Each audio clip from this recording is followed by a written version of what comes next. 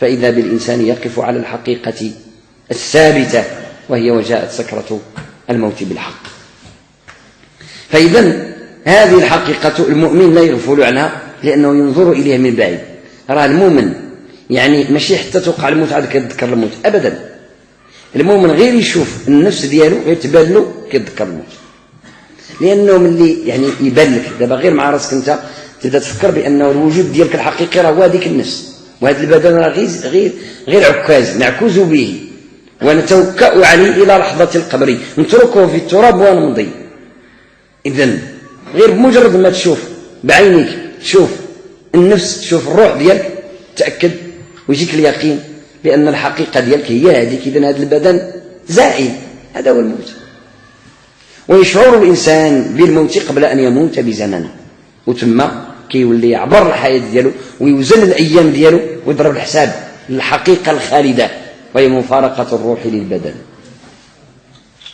المؤمن إذن بهذا المنهاج القرآني إذ يبصر الحقائق كما هي، يجد في حقيقة الأمر لذة وسعادة إذ يقبل على الخير. إن كيبان له العمل ديال الخير ديالو والحسنات التي ينجزها عمران، واحد البني كبير كيبان له، لأنه يبني به عالم الروح، كيبني به عالم الروح.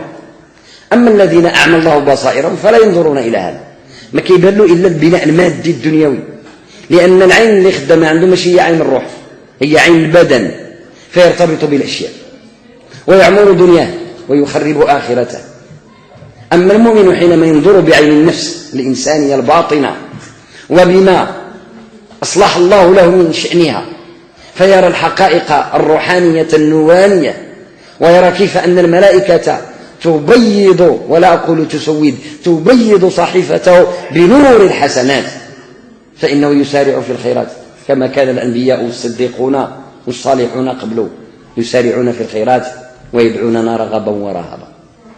هذه هي النتيجة التربوية اللي مطلوب مني ومنكم من كل مؤمن على وجه الأرض أن يسعى إليها، لأنه لما يوصل لهذه الحقيقة فإنه بعد ذلك لن يكون أسير التراب، ما يبقاش مقيد بالشهوات ديال التراب، غادي يتغلب على الشهوات ديال النفس ديالو.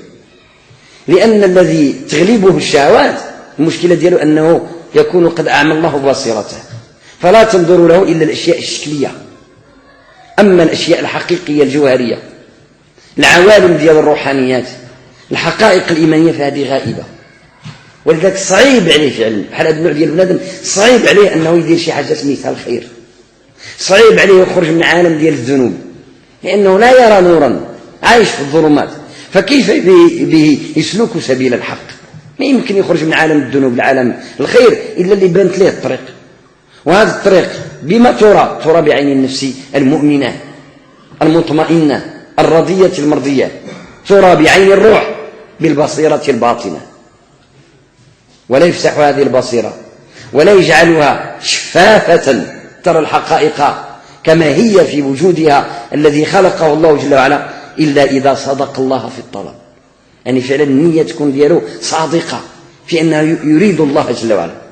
فإذا أراد الله جل وعلا فإنه آنئذ يتلذذ بنعم الله، يشعر بالنعم لما كتجيه الإشارات النورانية من عند الله، يشعر بهذه النعمة العظيمة.